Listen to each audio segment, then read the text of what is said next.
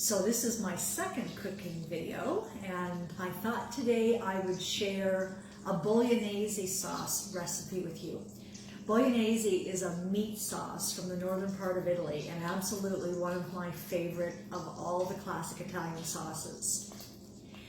Oftentimes you see it made with tomatoes. Today's recipe, we're not going to use tomatoes. We'll use tomato paste, so you'll have a little bit of that flavor there, but it won't be the saucy, sort of typical Italian-American sauce that most of us grew up with. So I have olive oil and butter, equal parts, in my skillet, and we're going to start with the sofrito.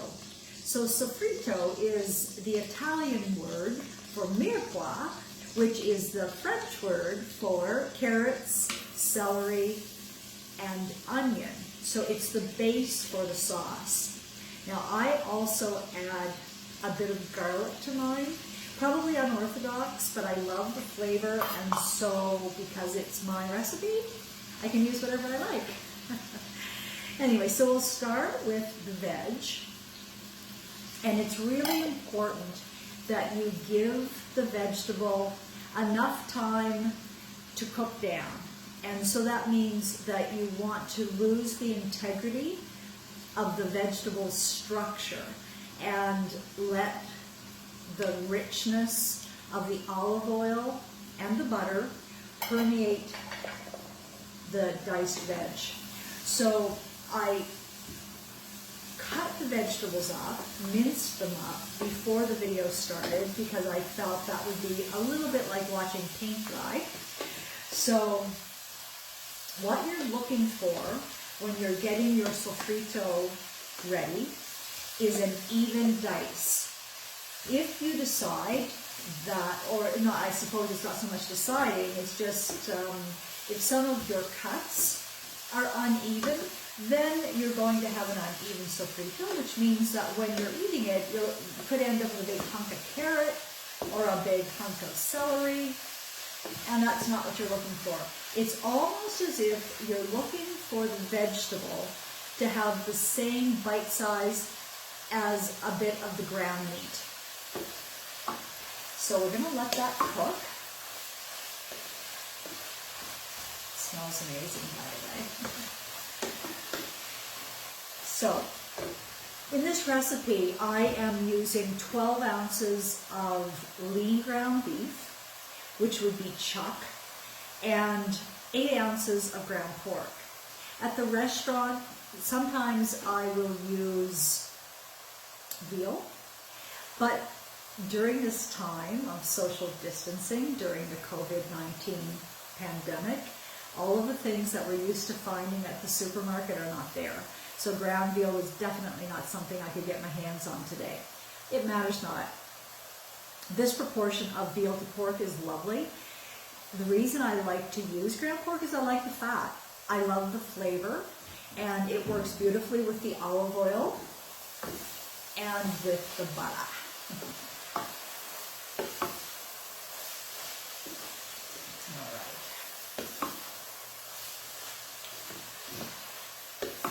So I'm working over a fairly hot heat, but I'm stirring it so nothing is catching in the pan. You don't want any scorch marks. You don't want any sort of a burnt flavor at all. So you've got to keep this mixture moving to make sure that that doesn't happen. So now you're going to take your ground beef and just with your fingers pull the meat apart, just dropping little bits of it into the pan, and there's a reason for that.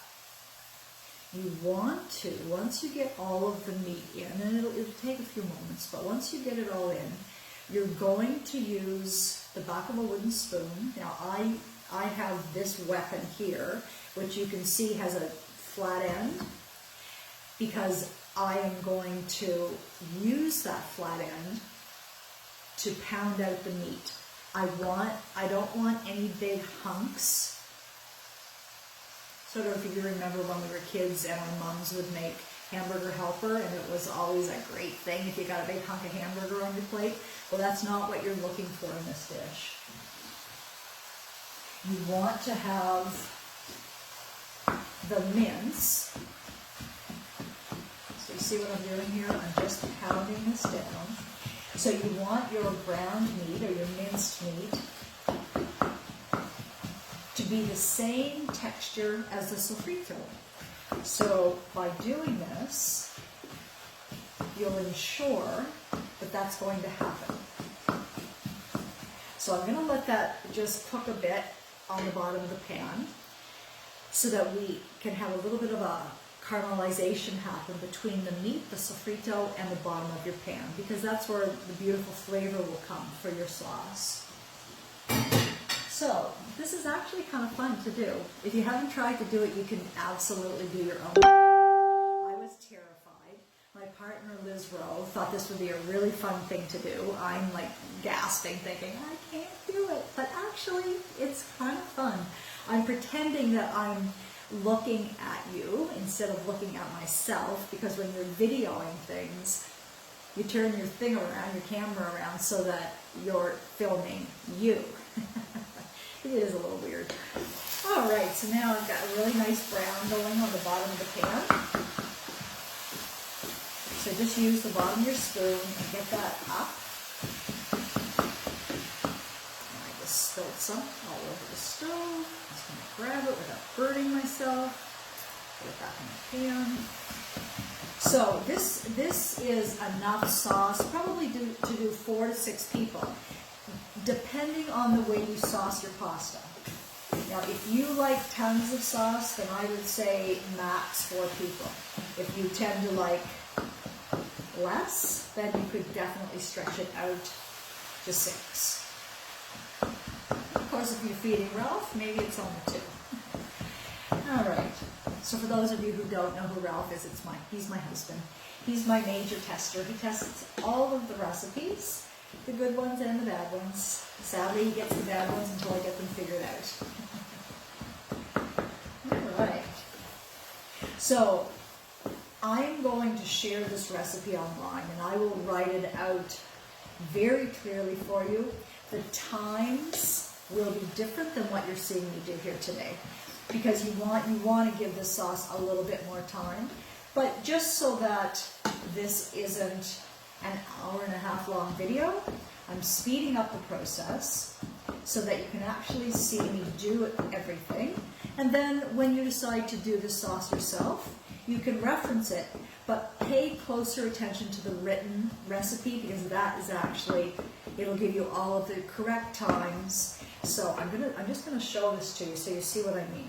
So by doing that, by doing this motion, you see how you're getting this lovely even consistency? No big hunks of ground meat. It does smell really yummy. All right, so now, as I explained in the beginning, we're not going to use canned tomatoes, but we are going to use tomato paste. And so I buy the tomato paste that's in a tube. That way I don't have to use a full can of tomato paste, because I find when I did that, I would wrap it up and then find it months later, and all of a sudden it was a science project. But the tomato paste is fantastic in the tube, because you can just use what you need, put the tube back on, just like a tube of toothpaste, stick it in the fridge, and it's good when you need it next time. So you're going to use about 3 tablespoons. I'm not measuring because I'm used to doing this and I kind of know what 3 tablespoons looks like. So get the tomato paste in and mix it around with the mirepoix, with the sofrito, depending on what you like to call it, and with the meat. Oh man, it smells really good. All right, now you're going to take about half a cup of red wine, and you're going to deglaze the pan. So all of the nice brown bits that happen with the caramelization between the sofrito and the ground beef and the tomato paste. All right, you can hear that sizzling. So as far as red wine goes, I usually will use a Sangiovese, which is the red wine that's indigenous to Tuscany. I love the flavor. It works perfectly in your bolognese. But any dry red wine that you have at home, feel free to use it, and it'll be delicious. So now, although I didn't use a can of tomatoes, I still have what would appear to be a nice saucy looking sauce. So the next thing, and this is where you slow things down, time to lower the heat. So I'm going to put it right back to low, and you're going to use a cup of full fat milk. You pour it all in, and now let's give it a good stir. That looks beautiful. So now the heat goes low, and you're going to simmer this sauce for about an hour and a half. Make sure that you pay attention to it. Don't just walk away and leave it.